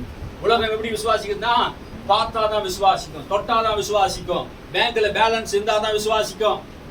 100 ரூபாய் தான் இருக்குதுன்னா அதுதான் என்ன சொல்லும், கண்ணு வாய் என்ன சொல்லும், 100 ரூபாய் தான் இருக்குது சொல்லும். காண்கிறதல்ல விசுவாசம், காணாததை விசுவாசிக்க இல்லாதவையில இருக்கிறா போல அழைக்கிற தேவன பிள்ளைகளே, உனக்கு விசுவாசம் வேணும். அல்லேலூயா. அல்லேலூயா. அழியாமையும் ஜீவனையும் ஆண்டவர் இந்த உலகத்திலே வெளிப்படுத்தினார். ஸ்தோத்திரம் ஆண்டவரே, ஸ்தோத்திரம். இன்னைக்கு நான் எடுத்த தலைப்பு, பயப்படாதே விசுவாசம் உள்ளவனா இரு. ஆமென். அதை கொஞ்சோண்டு லைட்டா கொஞ்சம் காரியத்தை மட்டும் பார்த்துக்கணும். ஆமென். ஸ்தோத்திரம், ஸ்தோத்திரம். விசுவாசம் நம்முடைய வாழ்க்கை என்ன பண்ணுது? கெடுத்து. அவிசுவாசம் நம்முடைய வாழ்க்கை என்ன பண்ணுது? நம்முடைய வாழ்க்கை கெடுது. பயம் வந்தா என்ன வருமா? அவிசுவாசம் வந்துடும். ஏன் ஆண்டவர் பயப்படாதுன்னு சொன்னார்னா, நம்முடைய வாழ்க்கையில இந்த பயம் என்கிற காரியம் நம்முடைய வாழ்க்கையில வந்த உடனே அவிசுவாசம் வந்துடும். பிசாசு என்ன பண்ணுவான்? பயத்தை கொண்டு வருகிறான். பயம் எங்கே வருகிறதோ நம்முடைய வாழ்க்கையை அங்க கெடுக்க வருகிறான் பிசாசு. பிசாசு பயத்தை கொண்டு வந்து நம்முடைய வாழ்க்கையில எதிர்காலத்தையும் விசுவாசத்தையும் நல்ல நம்பிக்கையும் அழித்து விடுகிறான். பயப்பட வேண்டாம். பயம் விசுவாசத்துக்கு எதிரி. பயம் என்ன பண்ணுதா? விசுவாசத்துக்கு எதிரி. எப்பெல்லாம் பயப்படுறியோ அப்பெல்லாம் உனக்கு விசுவாசம் என்ன பண்ண, உன்னை விட்டு போயிடும், உன்னை விட்டு போயிடும். நான் நிறைய வாட்டி சொல்லி இருக்கிறேன் சில பேருக்கு, பயப்படாதீங்க பயப்படாதீங்க பயப்படாதீங்க. பயந்தா என்ன ஆகும்? விசுவாசம் போயிடும். அதனால பயப்படாதீங்க சொல்லிடு. நீ பயப்படக்கூடாது. பயம் என்ன பண்ணுங்க? ரிவேஸ் கீரா. ரிவேஸ் கீர். பயம் என்னது? ரிவேஸ் கீர். கார் ஓட்டும் போது ரிவேஸ் கீர் போட்டா என்ன ஆகும்? பேக்கில் தாங்க போவோம். அப்போ பயம் வந்து நம்முடைய வாழ்க்கையில முன்னேறி செல்லக்கூடாதபடி ஒரு தடையா இருக்கிறது. நம்ம ரிவர்ஸ் கியரை போட்டு நம்ம தாம்பரம் போறோம்னு சொல்லிட்டு ரிவர்ஸ் கியரை போட்டு அஸ்னாவுக்கு இருந்து போனா எங்க போவோம்? ஏரியில் போய் தான் முட்டும், இல்லை ஏரியில் போய் தான் விடும். ரிவர்ஸ் கியர் போடக்கூடாது. நம்முடைய வாழ்க்கையில பயம் நம்மள என்ன பண்ணக்கூடாது, ஆட்கொள்ளக்கூடாது. ரிவர்ஸ் கியர் போட்டு தான் இன்னைக்கு நிறைய பேர் என்ன பண்ணாங்க, வாயை திறந்து சூழ்நிலையே பேசினுக்கிறாங்க. அது இருக்குது, இது இருக்குது, அது இருக்குது, டாக்டர் சொல்றாங்க, டாக்டர் சர்டிஃபிகேட் சொல்றாங்க, டாக்டர் சொல்லிட்டாங்க, அந்த ரிப்போர்ட் சொல்லிச்சு, இந்த ரிப்போர்ட் சொல்லிச்சு. இது பேர் ரிவர்ஸ் கியர் போர்டுக்கு நிறைய பேர் என்ன பண்ண வாய் வார்த்தைகிற தப்பா பேசி பேசி போக வேண்டிய இடத்துக்கு கண்டிப்பாக போயிடுவோம். தப்பா பேசினா என்ன பண்ணுவோம்? நிச்சயமா நம்ம போக வேண்டிய இடத்துக்கு கண்டிப்பாக போவோம். யார் என்ன செய்தாலும் அது நடக்குங்க. மரணமும் ஜீவனும் நாவின் அதிகாரத்தில் இருக்குது. ஏன் ஆவியானவர் சொல்ற சபைகளுக்கு போதும், என் வாழ்க்கை முடிச்சுக்கிறேன் போதும் அப்படின்னா என்ன அர்த்தம்? போயிடுவோம். விரும்பணுங்க, ஜீவனை விரும்பணும், நல்ல நாட்களை காண விரும்பணும், நீடித்த நாட்கள் இருக்கணும்னு விரும்பணும். அல்லேலூயா. யார் விரும்புகிறா அவங்களுக்கு ஆண்டவர் தருவார். நீதிமான் விரும்புகிறதே அவனுக்கு கொடுக்கப்படும். இன்னும் கொஞ்ச நாள் நான் வாழணும் ஆண்டவரே, இன்னும் நான் ஜீவிக்கும். நீ வேணா கவனிச்சு பாருங்க, மரித்தவர்கள் எல்லாருமே கடைசியாக சொல்ல ஒரு வார்த்தையை கவனிச்சு பாருங்க. எப்போ தான் இருதயத்திலிருந்து ஆத்மாவிலிருந்து எனக்கு போதும், என்னை வாண்ட ஆண்டவரை எடுத்துக்கோன்னு சொல்லிட்டா ஒரு நிமிஷம் கூட தாமதிக்க மாட்டார். அல்லேலூயா. நீதிமானுடைய மரணம், பரிசுத்தவானுடைய மரணம் கர்த்தருடைய பார்வைக்கு அருமையா இருக்குது. எப்போ என் பிள்ளை வரும்னு அவர் எதிர்பார்த்துங்க. எப்போ நான் வேணா ஆண்டவரே சொல்றோமோ அப்போ அவர் கூட்டிட்டு போயிடும். அல்லேலூயா. இது எல்லாருக்கும் நடக்கிற ஒரு சம்பவம். நீ விரும்பினால் இருக்கும், விரும்பலைன்னா உன்னை விட்டு அது போயிடும். விருப்பம் நமக்குள்ளே இருக்குது. அல்லேலூயா. எதை விரும்பணும், எதை விரும்பக்கூடாது நம்ம தேர்ந்தெடுத்து செய்யணும். ஸ்தோத்திரம். அல்லேலூயா. பயம் விசுவாசத்தை என்ன செய்யுமா? தடை செய்யும். பயம் என்ன பண்ணும்? முன்னேறக்கூடாதபடி நம்ம விசுவாசத்தை என்ன பண்ணுமா? தடை செய்யக்கூடியதா இருக்கிறது. தடை செய்யக்கூடியதா இருக்கிறது. என்ன தடை? எப்படி தடை வரும்? முன்னேறி போகக்கூடாதபடி தடை, கானானை சுதந்திரிக்க முடியாத தடை. நீ எந்த ஆசீர்வாதத்தின் நன்மையை நீ என்ன பண்ண முடியாது, சுதந்திரிக்கவே முடியாது. அவங்க செங்கடல் ஒரு தடையா இருந்தது, அதை எதிர்த்து தான் என்ன பண்ணாங்க, போனாங்க. யோர்தான் ஒரு தடையா இருந்தது, எதிர்த்து தான் போனாங்க. எரிகோ கோட்டை ஒரு தடையா இருந்தது, எதிர்த்து தான் போனாங்க. உனக்கு தடையை நீ நினைச்சிட்டே இருந்தீங்கன்னா தடையை மீறணும், தடையை உடைக்கணும். அல்லேலூயா. உனக்கு கொண்டு வருகிற தடையெல்லாம் சாத்தான் கொண்டு வருகிற தடை. அல்லேலூயா. உனக்கு திறந்த வாசலை வைத்திருக்கிறேன்னு சொல்லிட்டாரு. உனக்கு தடையை கொண்டு வருவது யாரு? சாத்தான். அந்த தடையை பார்த்து சில பேர் என்ன பண்ணுவாங்க, பயந்தாங்க. இஸ்ரவேல் என்ன பார்த்தாங்க, பயந்தாங்க. செங்கடலை பார்த்து பயந்தாங்க, பார்வோனை பார்த்து பயந்தாங்க, மலையை பார்த்து பயந்தாங்க, கடலை பார்த்து பயந்தாங்க. மோசே தேவனை பார்த்தான். அல்லேலூயா. அல்லேலூயா. யார் தேவனை பார்க்கறாங்களோ அவங்க எல்லாம் செங்கடலை பிளப்பாங்க. தடையை பார்த்து பயப்பட மாட்டாங்க. நீ யோர்தானை பார்த்து பயப்படாது, எரிகோவை பார்த்து பயப்படாது. உன் வாழ்க்கை எத்தனையோ தடைகள் வரலாம். விசுவாசம் இருந்தா தேவ மகிமை காண்பார். அல்லேலூயா. விசுவாசம் தான் நம்மளுக்கு முக்கியமா இருக்கிறது. பாருங்க, விசுவாசத்தை நாம் கற்றுக்கொள்வோம். கர்த்தர் நம்மை ஆசீர்வதிப்பாராக. அல்லேலூயா. சூழ்நிலையை பார்க்க கூடாது. பயம் சந்தேகத்தை கொண்டு வரும். பயம் என்ன பண்ணும்? சந்தேகத்தை கொண்டு வரும். எத்தனை பேருக்கு பயம் வருது? பயம் வந்தவொடனே என்ன வரும்? கடவுளுடைய வார்த்தை மேல சந்தேகம். கடவுளுடைய வார்த்தை மேல சந்தேகம் வந்துச்சுன்னா உனக்கு விசுவாசம் போயிடும். சந்தேகம் வரக்கூடாது. சந்தேகப்படாமல் இருதயத்தை விசுவாசி என்று சொன்னாரே. பயம் வந்துச்சுன்னா விடும், சந்தேகம் வந்துடும். தேவன் மேல சந்தேகம், தேவனுடைய வார்த்தை மேல சந்தேகம் வந்துடும். சந்தேகப்படுகிறவன் கடலில் அலைக்கு ஒப்பா இருக்கிறான். அவன் கேட்கிறத அவன் பெறவே முடியாது என்று வேதம் சொல்லுகிறது. அப்படின்னா சந்தேகப்படாமல் விசுவாசம் என்ன செய்யணும்? சந்தேகப்படாமல் விசுவாசம் இருக்குதா இருதயத்துல? நீ கேட்கறத பெறலாம். நீ நிறைய பேருக்கு பிரச்சனை என்ன தெரியுமா? நீ சந்தேகப்படாம கேட்கணும். ஆனா பிரச்சனை என்ன தெரியுமா? சந்தேகத்தோடு தான் கேட்கிறோம். சந்தேகத்தோடு கேட்டால் சந்தேகமா தான் இருக்கும். நம்மளுக்கு எப்போ வரும் தெரியாது. சந்தேகப்படாமல் விசுவாசித்து நீ சொன்னா, நீ சொன்னபடி ஆகும். இந்த மலையை பார்த்து பேர்ந்து சமுத்திரத்தை தள்ளுண்டு போய் என்று சொன்னா நீ சொன்னபடி ஆகும் என்று கர்த்தர் சொன்னார். நீ சொன்னபடி ஆகும். மலையை பார்த்து கூட சந்தேகப்படாம சொல்லு. சந்தேகம் நம்முடைய வாழ்க்கையில் இருக்குமானா விசுவாசத்தை கெடுத்துடும். அல்லேலூயா. சந்தேகம் வாழ்க்கையில் இருக்கக்கூடாது. கவலை இருக்கக்கூடாது. கவலை ஒரு அவிசுவாசம் உள்ள ஆவி. உன் கவலை எல்லாம் யார்கிட்ட வைக்கணும்? சபைக்கு வரும்போது கவலை நீ எடுத்துன்னு வந்தா எங்க வைக்கணுமா? பேதுரு சொல்றா, உன் கவலையெல்லாம் இயேசு மேல வைத்துரு, அவர் உன் கவலையெல்லாம் சுமப்பாரு. நீ கவலையோட வந்து கவலையோட கூட போகக்கூடாது. நிறைய பேர் கவலையை வச்சுக்கிறாங்க. கவலை எப்படின்னா எண்ணி எண்ணி வர்றது கவலை, உள்ளத்திலிருந்து வர்றது. அந்த எண்ணி எண்ணி எண்ணின்னா என்ன அர்த்தம்? அதை சொல்லிட்டாங்களே, இதை பேசிட்டாங்களே, இது இல்லையே அது இல்லையே அப்படின்னா அதை தியானிக்கிறீங்க, அதையே பேசுறீங்க. கவலை அதனால தான் வருது. கவலைப்படுறதுனால ஒரு முழத்தை கூட நம்மளால போட முடியாது. அல்லேலூயா. எந்த கவலையும் படாதீங்க, கர்த்தரின் மேய்ப்பராக இருக்கிறார். அல்லேலூயா. நான் தாழ்ச்சி அடைய, நன்மை கிருபை என்னை தொடரும், வாழ்நாள் முழுவதும் தொடரும்.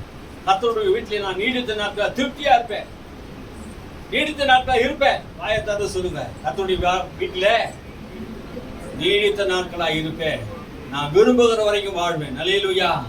முதிர் வயதுல கனிகளை தந்து பசுமையும் புஷ்டியுமாக இருப்பேன். கர்த்தருக்கு பயப்படுற எனக்கு தீர்க்காயுசு உண்டாகும். அல்லேலூயா. கர்த்தருக்கு பயந்தவர்களுக்கு ஆண்டவர் தீர்க்காயுசை தருகிறார். ஆமென். அல்லேலூயா. அதனால ஒண்ணுக்கும் கவலைப்படாதீங்க. வாயின் வார்த்தைகளை மாத்துங்க, விசுவாச நம்பிக்கையோடு பேசுங்க. ஜீவனும் அழியாமையும் சுவிசேஷத்தை வைத்திருக்கிறாரு. எதுக்கும் கவலைப்பட வேண்டிய அவசியம் கிடையாது. மரணமானாலும் ஜீவனானாலும் நிகழ்காலமும் வருங்காலியானாலும் கிறிஸ்துவின் அன்பை விட்டு நம்ம யாரும் பிரிக்க முடியாது. நாம் கிறிஸ்து நமக்கு ஜீவனா இருக்கிறார், சாவு நமக்கு ஆதாயமா இருக்கிறது. மரித்தாலும் கிறிஸ்துவோடு கூட தான் நம்ம இருக்க போறோம். பூமியில சரீரத்தோடு இருந்தாலும் நமக்கு பலன் உண்டு, ஏன்னா ரிவார்டு உண்டு. அதுக்காக நம்ம என்ன பண்றோம், இன்னும் கொஞ்சம் காலம் தாமதிக்கலாம். ஆமென். அல்லேலூயா. எத்தனை பேருக்கு புரிஞ்சுது? புரிஞ்சவங்களுக்காக சோத்திர ஆண்டவரே, புரியாதவங்களுக்காக சோத்திர ஆண்டவரே. எல்லா வசனமும் உங்களுக்கு புரியணும். ஆமென். ஆவியானவங்களுக்கு மனக்கண்க திறப்பாராக, சத்தியத்தை அறிகிற அறிவு உண்டாகும். ஆரோக்கியமான வசனம் நம்முடைய வாழ்க்கையில ஆரோக்கியத்தை உண்டாகும். ஆமென். நம்ம ஜெபம் பண்ணுவோமா? ஸ்தோத்திரம் ஆண்டவரே, ஸ்தோத்திரம் ஸ்தோத்திரம் ஸ்தோத்திரம். பரலோக பிதாவே, ஸ்தோத்திரம் கர்த்தாவே. அழியாமையும் ஆண்டவரே ஜீவனையும் சுவிசேஷத்தினால் வெளியேறமாக்கி ஆதி முதல் வைத்திருந்த அந்த தீர்மானத்தின் திட்டத்தின்படி கிருபையானது இயேசு கிறிஸ்து மூலமாக பிரசன்னமாகி வெளிப்பட்டது. மரணத்தின் அதிகாரியாக பிசாசு தமது மரணத்தினால் ஜெயித்து அழியாமையும் சாவாமையும் சுவிசேஷத்தை வெளியரங்கமாக்கி மனுஷனுக்கு ஜீவனையும் அழியாமை வரங்களையும் கொடுத்ததுக்காக ஸ்தோத்திரம். இயேசுவே ரட்சகர் என்று, இயேசுவே தேவன் என்று, தேவகுமார் என்று, பரலோகத்திலிருந்து இறங்கி வந்தார் என்று, மாம்சத்தின் வழியே வந்தார் என்று என்பதை விசுவாசிக்கிற யாவருக்கும் அந்த ஜீவன் உண்டாகட்டும். சுவிசேஷத்தை அறிவிக்க ஆவியானவரே ஒவ்வொருக்கும் பலனை தருவீராக. அநேக மக்களுக்கு இந்த ஜீவனை கொண்டு போக செல்ல சுவிசேஷத்தை அறிவிக்க ஒவ்வொரு பிள்ளையை எடுத்து பயன்படுத்துவீராக. கர்த்தர் ஆண்டவரே ஒவ்வொரு தொழுவீராக. ஆவியானவர் பலப்படுத்தும்படியாக ஜெபிக்கிறோம். இந்த வல்லமையான கர்த்தர் ஒப்புடுக்கிறோம். சரீர பலவீனங்களே இயேசுவின் நாமத்தை கடிந்து கொள்கிறேன். இயேசு கிறிஸ்து நாமத்தினால் சரீர பலவீனத்தை நாங்கள் கடிந்து கொள்கிறோம், வியாதியை கடிந்து கொள்கிறோம், தரித்திர சாபத்தை உடைக்கிறது இயேசுவின் நாமத்தினால. வருமானத்தை தடை செய்கிற பொல்லாத பிசாசு இயேசுவின் நாமத்தினாலே உன் கரங்களை கட்டுகிற இயேசுவின் நாமத்தினாலே. தரித்திரமே போ இயேசுவின் நாமத்தினாலே. பலவீனமே சரீரத்தை விட்டு போ. சரீரத்தில் காணப்படுகிற எல்லா பலவீனத்தின் ஆவிகளை கடிந்து கொள்கிறேன். சுகம் உண்டாகட்டும், ஆரோக்கியம் உண்டாகட்டும் ஆண்டவரே. பொருளாதாரத்தில் பெரிய வளர்ச்சி உண்டாகட்டும். படிக்கிற பிள்ளைகளுக்கு ஞானமும் அறிவும் பெருகட்டும். எதை படிக்கணும் எதை படிக்கக்கூடாது என்கிற கிருபையில் ஆண்டவர் தருவீராக. கர்த்தர் ஒவ்வொருவருக்கும் ஆசீர்வாதத்தை நன்மை கட்டளையிடுவீராக. கையின் பிரயாசத்தை எல்லாம் ஆசீர்வதியும். இயேசு கிறிஸ்து நாமத்தை ஜெபிக்கிற நல்ல பிதாவே, ஆமென். எல்லாரும் சேர்ந்து சொல்லுவோம். என் ஆத்துமாவே கர்த்தரை சோத்திரி, என் முழு உள்ளமே பரிசுத்த நாமத்தை சோத்திரி. என் ஆத்துமாவே கர்த்தரை சோத்திரி, கர்த்தர் செய்த சகல உபகாரத்தையும் மறவாதே. ஆமென். நம்முடைய கர்த்தராகிய இயேசு கிறிஸ்துவுடைய கிருபையும் பிதாவாகிய தேவனுடைய அன்பு பரிசுத்த ஆவியானவருடைய ஐக்கியமும் சமாதானமும் இன்று என்று சதா காலங்களில் மாறாமல் இருப்பதாக. ஆமென். ஆமென். அல்லேலூயா. அல்லேலூயா. கர்த்தர் உங்களை ஆசீர்வதிப்பாராக. மாலை போட்டு அப்போஸ்தலர் நடவடிக்கை குறித்து நாம் தியானிக்கிறோம். விசுவாசம் உள்ளவர்கள் வசனத்தை கற்றுக்கொள்ள விரும்புகிறவங்களாம் வாங்க. ஆமென். அல்லேலூயா. நிறைய வசனங்களே நம்ம பொறுமையாக நம்ம நிதானிச்சு கவனிப்போம். கர்த்தர் வரப்போகிற நாட்களிலே நம்ம தேவன் பயன்படுத்துவார். அநேகருக்கு நம்ம சத்தியத்தை சொல்லுவோம். இந்த நாளில் உங்களுக்கு சொல்ல வேண்டிய காரியம்னா, 4ஆம் தேதி எங்கள் மாமனார் கர்த்தருக்குள்ளே நித்திரைந்தார். அவருடைய இந்த நாளில் நம்ம அந்த வருத்தத்தை நம்ம என்ன பண்ண சபையார தெரிவிக்கிறோம். சில பேர் வந்தீங்க, சில பேருக்கு தெரியாமல் போயிடுச்சு. ஸ்டேட்டஸில் வச்சுருந்தோம், எல்லாருக்குமே அது அறிவிச்சுது. ஸ்தோத்திரம். அவருடைய ஸ்தோத்திர கூட்டம் என்றைக்குன்னு நாங்கள் சொல்கிறோம், உங்களுக்கு நாங்கள் அதை தெளிவுபடுத்துகிறோம். இன்றைக்கி நாங்கள் பேசிவிட்டு நாங்கள் அந்த டேட்டை நாங்கள் உங்களுக்கு அறிவிக்கிறோம். அவருடைய மரணம் நல்ல மரணம் தான். ஏன்னா காலையில் சாப்பிட்டாரு, மதியானம் டீ குடித்தார், தூங்கினே இருக்கும்போது தான் அவருடைய ஜீவன் அவர்கிட்ட போயிட்டு. நிறைய பேர் அவருடைய மரணம் வந்து கஷ்டப்பட்டு பல பாடுகள் பட்டு தான் என்ன பண்ணுவாங்க, மறிப்பாங்க. ஆனால் அவருடைய மரணம் அந்த நாட்களிலே கர்த்தருடைய பார்வைக்கு அருமையாக இருந்தது என்பது தான் நான் நம்புறேன், விசுவாசிக்கிறேன். அவருடைய ஜீவன் யார் நம்மளை பூமியிலேருந்து அவர் நினைச்சா தான் எடுக்க முடியும். எந்த பிசாசு நினைச்சா கூட என்ன பண்ண முடியாது, எடுக்க முடியாது. அதனால அவருடைய நாட்கள், என்னுடைய ஆயுசு நாட்கள் கர்த்தருடைய கரத்திலே இருக்கிறது என்று சங்கீதக்காரன் சொன்னான். ஆயுசு நாட்கள் யார்கிட்ட இருக்குது? கர்த்தர்கிட்டே இருக்குது. விசுவாசிக்கிற நம்மகிட்டே இருக்குது.